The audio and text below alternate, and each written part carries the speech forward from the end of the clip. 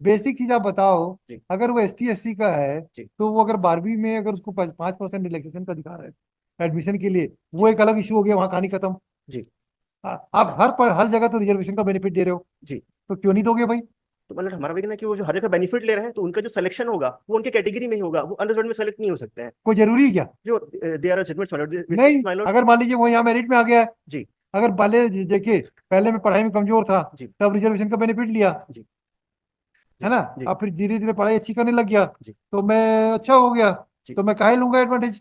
कोई आपको मना है क्या? मतलब कोई रिस्ट्रिक्शन है क्या कि अगर आपने अगर मेडिकल सब फैसिलिटीज को लेते हुए अगर रिजर्वेशन लेते हुए जी एडमिशन पाया है 12वीं में, BPED में, जी। सब में, तो जब नौकरी की बारी आई तो मेरे को लेना जरूरी है क्या? जो माय लॉर्ड, उसमें सुप्रीम कोर्ट है, अगर कोई कैंडिडेट अगर क्वालिफिकेशन में रिलैक्सेशन ले रहे हैं, तो वो अनरिजर्व में सेलेक्ट नहीं हो सकते अरे हैं। वाह, ये क्या बात हुई? ये तो हो ही नहीं सकता। तो there are judgments my lord. Impossible है। आज मेरिट में मेहनत करके आ रहा हूं मैं, तो क्या मेरा मेहनत मेहनत करने का अधिकार नहीं है मेरा? नो है, लेकिन माय लॉर्ड जो उन्होंने कंसेशन लिया माय लॉर्ड, हाँ वाह, तो ये माय लॉर्ड तो लेवल प्लेइंग फील्ड वाह यहाँ वाह, पर वो इक्वल लेवल नहीं पे वो रहेगा सब माय वो लॉर्ड। अंग्रेजी वाला जो क्योंकि वर्ड है ना, जी वो वहाँ चेहरा बता रहा है कि तबीयत ठीक नहीं है। वैसे केस भी गड़बड़ लग रहा है, क्या बोलते हो आप? नहीं, मैं केस ठीक है सर। ठीक है, जी चलो आर्गू करो भाई, जी देखते हैं। कल तक तुमको गड़बड़ लग रहा था। सर। तो इसमें जो इशू है मतलब, इसमें लीगल इशू मतलब ये है कि जो रिजर्व कैटेगरी कैंडिडेट्स हैं, हाँ। मतलब इन्होंने जो है 3 बार, कुछ लोगों ने 2 बार रिलैक्सेशन लिया और कुछ लोगों ने 3 बार रिलैक्सेशन लिया जो प्राइवेट रेस्पोंडेंट्स है। और वो मतलब अब जो है अनरिजर्व में सेलेक्ट हो गए।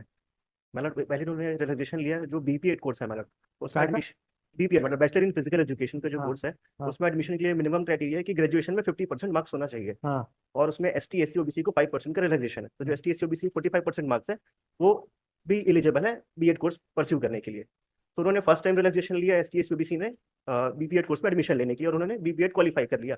ठीक है, उसके बाद उन्होंने मतलब जो नेट और सेट का एग्जामिनेशन होता है, उसको क्वालिफाई करने के लिए भी ST SC OBC को 5% का रिजर्वेशन मिलता है। उन्होंने उस एग्जामिनेशन को भी क्वालिफाई किया और सर्टिफिकेट ऑब्टेन किया कंसेशन लेके। और जो रिक्रूटमेंट हुआ, मतलब रिक्रूटमेंट में भी ग्रेजुएशन में मिनिमम 50% मार्क्स रिक्वायरमेंट था सभी कैंडिडेट्स के, लेकिन यहाँ पे भी ST SC OBC को 5% का रिलैक्सेशन था। उन्होंने यहाँ पे भी रिलैक्सेशन लिया कुछ और भी छोरी लगाते हो भैया आप लोग। देयर आर जजमेंट्स अरे दिस जजमेंट पॉइंट। वजमेंट कुछ नहीं, ये कुछ समझ नहीं आता। बेसिक चीज आप बताओ। जी अगर वो ST SC का है जी तो वो अगर 12वीं में अगर उसको 5% रिलैक्सेशन का अधिकार है एडमिशन के लिए, वो जी एक अलग इशू हो गया, वहाँ कहानी खत्म। जी आप हर जगह तो रिजर्वेशन का बेनिफिट दे रहे हो, जी। तो क्यों नहीं दोगे भाई? तो मतलब हमारा भी कहना है कि वो जो हर जगह बेनिफिट ले रहे हैं, तो उनका जो सिलेक्शन होगा वो उनके कैटेगरी में ही होगा, वो अनरिजर्व में सेलेक्ट नहीं हो सकते हैं। कोई जरूरी है क्या? जो दे आर जजमेंट्स नहीं, माय लॉर्ड। अगर मान लीजिए वो यहाँ मेरिट में आ गया है, जी अगर पहले देखिए, पहले मैं पढ़ाई में कमजोर था, जी तब रिजर्वेशन का बेनिफिट लिया, जी है जी ना? जी अब फिर धीरे धीरे पढ़ाई अच्छी करने लग गया, जी तो मैं अच्छा हो गया, जी तो मैं काहे लूंगा एडवांटेज? कोई आपको मना है क्या? मतलब कोई रिस्ट्रिक्शन है क्या कि अगर आपने अगर मेडिकल सब फैसिलिटीज को लेते हुए अगर रिजर्वेशन लेते हुए जी एडमिशन पाया है 12वीं में, BPED में, जी। सब में, तो जब नौकरी की बारी आई तो मेरे को लेना जरूरी है क्या? जो माय लॉर्ड, उसमें सुप्रीम कोर्ट है, अगर कोई कैंडिडेट अगर क्वालिफिकेशन में रिलैक्सेशन ले रहे हैं, तो वो अनरिजर्व में सेलेक्ट नहीं हो सकते अरे हैं। वाह, ये क्या बात हुई? ये तो हो ही नहीं सकता। तो there are judgments my lord. Impossible है। आज मेरिट में मेहनत करके आ रहा हूं मैं, तो क्या मेरा मेहनत मेहनत करने का अधिकार नहीं है मेरा? नो है, लेकिन माय लॉर्ड जो उन्होंने कंसेशन लिया माय लॉर्ड, हाँ वाह, तो ये माय तो लॉर्ड लेवल प्लेइंग फील्ड वाह यहाँ वाह, वो पर इक्वल लेवल नहीं पे वो रहेगा सब माय वो लॉर्ड। अंग्रेजी वाला जो क्योंकि वर्ड है ना, जी वो वहाँ नहीं माय लॉर्ड। हमको नहीं समझ में आता। जी माय लॉर्ड हमको क्योंकि सीधी सीधी समझ में आती है। आप मेरिट में आए हो तो मेरिट में हम अगर वो चाहता है कि हम जनरल कैटेगरी स्विच ओवर करें, तो he will switch over it, ये दैट इज राइट। भाई, कॉन्स्टिट्यूशन प्रोवाइड करता है कि आप मेरिट में आना चाहते हो, तो आप होते कौन हो? मेरी चॉइस है ना। मैं schedule caste schedule tribe candidate हूँ, मुझे अपना अपना भला बुरा सब मालूम है, जी तो आप होते कौन हो? My Lord, I am the general candidates my general Lord, candidate, वही तो बोल रहे हैं। आपका क्या अधिकार है मेरी थॉट प्रोसेस में इंटरफेयर करने का? Because my lord the rules cited आपको डिफरेंट लगता नहीं पॉइंट्स भाई? माय लॉर्ड की। हमको कुछ जम नहीं रहा आपकी बातों में। माय लॉर्ड इसमें साइटेशन माय लॉर्ड सेम इसी पॉइंट्स में माय लॉर्ड कि अगर वो एकेडमिक क्वालिफिकेशन में कंसेशन लेके क्वालिफाई कर रहे हैं, तो इवन अगर वो रिटन एग्जामिनेशन होता है और उसमें उसका मार्क्स कोई ऐड नहीं रिटर्न होता। एग्जाम नहीं, अरे भाई देखो, वो 12वीं और ग्रेजुएशन की जो परीक्षा होती है जी वो अलग होती है, जी। और ये तो कॉम्पिटिटिव एग्जामिनेशन में इसी पॉइंट पे ही माय लॉर्ड है। कि जो चीज को ये बोल रहे हैं, हाँ, वो हमारे लिए केवल एक eligibility qualification for applying the post. Post जी इसमें जो जजमेंट्स और वाला वो भी उसी मैं पॉइंट पे है कि वो भी अगर मैं एकेडमिक है। क्वालिफिकेशन में, अच्छा, आपको 12वीं में कितना परसेंट था? मैं इसमें ग्रेजुएशन का माइनर डिस्प्यूट पेपर है नंबर मैडम। 10 माइनर कहीं हमने कहीं लाभ लिया ही नहीं, हमने नहीं नहीं नहीं, टॉपर रही है। अरे छोड़ो ना, पहले पहले पहले फैक्ट्स को डाइजेस्ट करने दीजिए, को समझ में आ जाएगा। और आप मैडम ये बताओ, जो कैंडिडेट है कौन है अभी? बाकी लोगों का तो अपॉइंटमेंट ऑर्डर हो गया है, जी मैडम 4 से आप जो 5 का। बच्चे हैं वो लोग कौन है इसका? भारतीय राजा ऑयल ने हाँ कहीं पर अवेल नहीं किया हाँ। रिजर्वेशन। हमने हमने कहीं भी कोई लाभ नहीं लिया है, मतलब आपका 12वीं में कितना मेरिट? क्रीमी लेयर नहीं के नहीं, उसमें 12वीं में कितना परसेंट था?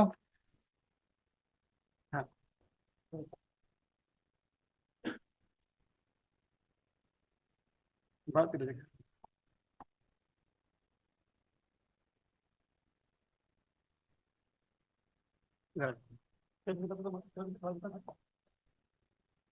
56 और BSc में इसके बाद 73% है ना, और हायर एजुकेशन में पेज 25 नेम है, हैं? पेज नंबर 25 हाँ कितना परसेंट बताइए तो, क्या नाम है इनका? My reply Bharti Rajak madam. हाँ क्या है भारती रजक मैडम को, क्या है भाई 12वीं में? 12th में 56%, नोट करना। हाँ ग्रेजुएशन में 73% हाँ और पीजी में 62%। सर साथ में नेट क्वालिफाई के साथ मैंने पीएचडी भी कंप्लीट की है। नेट में कितना, नेट में परसेंटेज थोड़ा रहता है, वो तो सिर्फ जो PhD किया हुआ उसको नेट की जरूरत फिर भी नेट भी पास हो आप। नेट पर हाँ नेट फिर भी क्या, पास। फिर क्या पीएचडी है? कंप्लीटेड। इनका PhD भी complete स्पोर्ट में पीएचडी किया आप?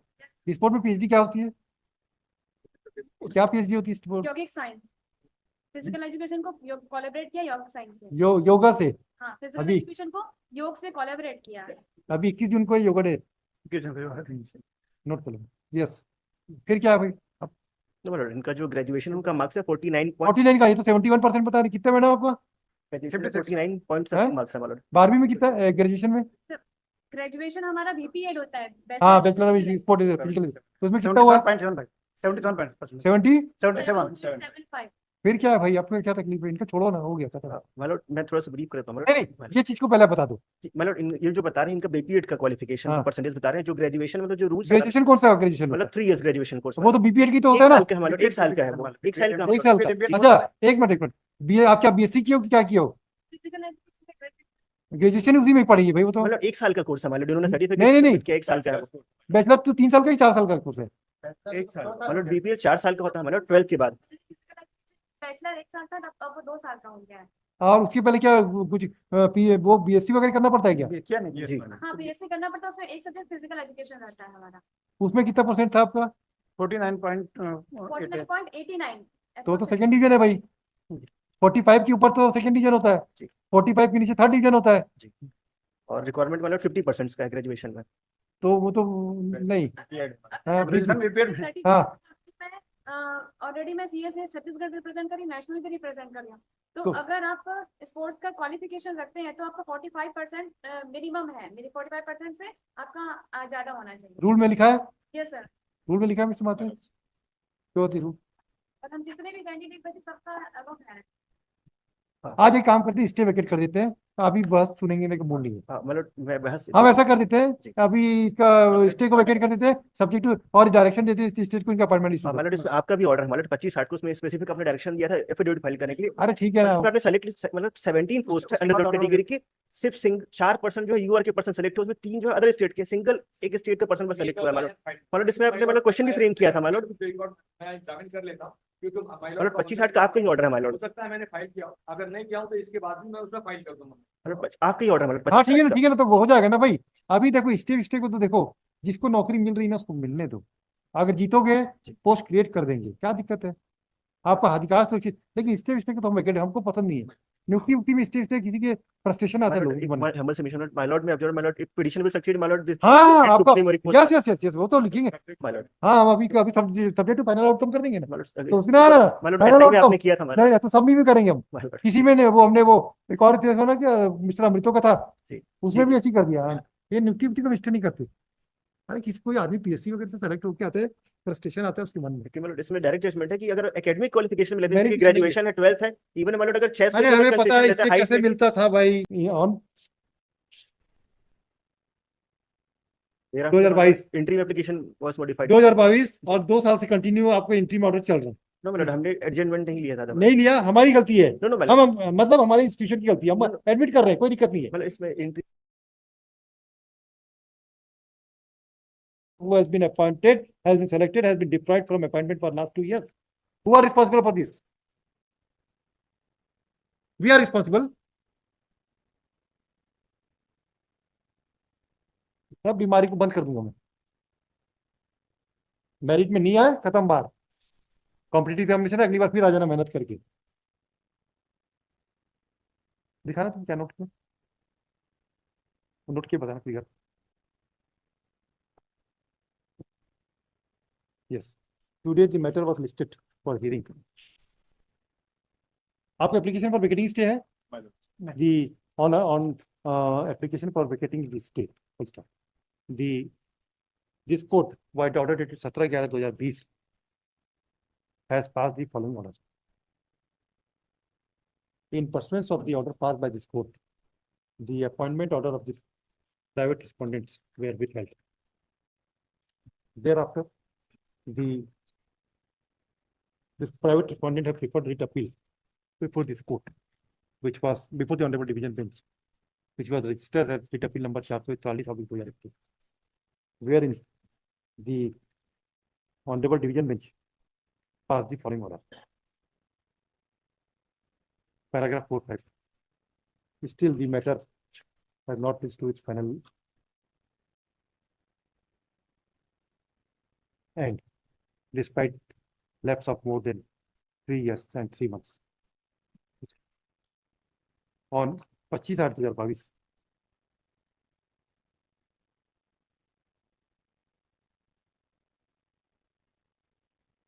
this court has issued certain direction and directed the matter to be listed on the top of the list on 22/9/2022. On 22/9/2022, this matter was listed on was adjourned to 27/9/2022, and thereafter it has not reached to its lodging for hearing. Again, the matter was listed on 11/10/2023, but not finally decided. The private respondent number 10, Bharti Rajak. और कौन है? और कौन है? हैं, पवन? You are at serial number 3? Yes. Serial number 4. Have moved an application for. 3, 4, 5. No, बाकी लोगों का अपॉइंटमेंट ऑर्डर इशू हो गया ना? नहीं मैडम, इन लोग का बचा हुआ है। 3, 4, 5, 11, 12 का बचा। 1 मिनट, 4, 5, 1 मिनट।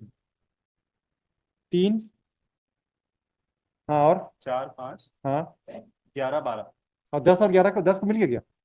नहीं 10 का नहीं, 10 का नहीं है? 10 का नहीं 10 को नहीं मिला। 10, 11। 10 का भी नहीं, यस, और 11 11 का भी बचा है मैडम। बचा है।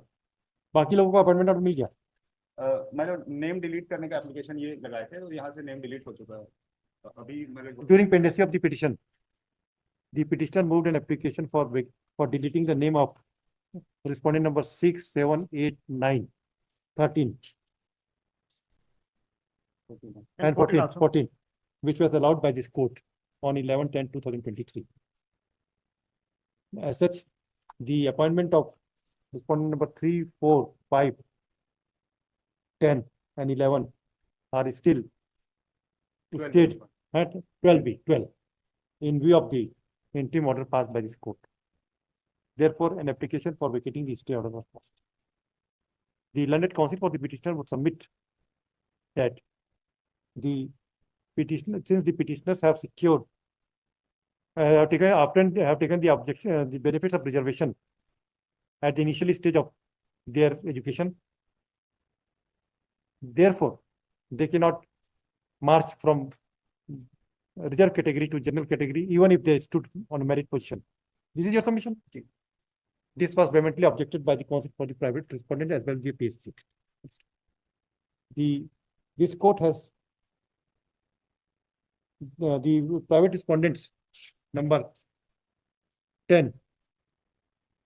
Mr. Jha, appearing for a respondent number 10, would submit that the petitioner's educational qualification cannot be said that cannot be prima facie reflect that she has been granted admission in the graduation course or in the higher secondary school and the undergraduation course or BPEd courses on account of reservation.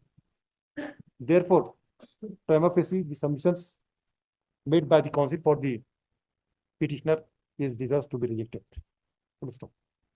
To substantiate the submission, the counsel for the petitioner would submit that the petitioner has secured 12th में कितना था? 56%, 56% in 12th class, comma in the BSc with physical education, her percentage was 49.88%. It has also been submitted that the petitioner has participated in national level or state level? National level Which sports? Cricket. The petitioner has participated in national level cricket and cricket sports in national as well as state level, state as well as national level. Therefore, she is entitled to get 10 marks, 10 marks or 10%. 10% in addition to the 10% है 10% है 10 marks है. 10% relaxation. Therefore, she is entitled to get a relaxation of 10 marks, 10% of marks in her graduation course. And according to her, according to the petitioner number, respondent number 10, if she is secured 45% also, then she is eligible to be appointed, to be considered for appointment as per the recruitment rules made in this behalf. Considering this fact that, and thereafter in BP8, she has secured 77%, huh? 77%, and MPA, and the net also she has cleared the net, PhD. and then also completed PhD in the physical education subject. Thus, she fulfilled all the requisite qualification. So, considering this aspect of the matter, and the foundation laid by the petitioner regarding a stay is that the petitioners have been given benefit of reservation while getting, the respondents have been given benefits of reservation at the initial stage. Therefore, they cannot march over for getting employment in a general category. Cannot prima facie seems to be not acceptable. Accordingly, the interim order passed by this court is deserves to be vacated. Accordingly, it is vacated. However, it is made clear that the appointment order will be subject to final outcome of the restriction. It is directed that the state shall issue the appointment order to the respondent number 3, 4, 5, 10, 11, 12, 12 within 1 month from the date of receipt of copy of the the respondent state is directed to proceed with the appointment issuance of appointment order. However, they will clarify that this appointment will be subject to final outcome of these both the petitions. Number this court cannot lose sight of the fact while considering the interim order that the interim order was passed by this court on 17/11/2020 and about 3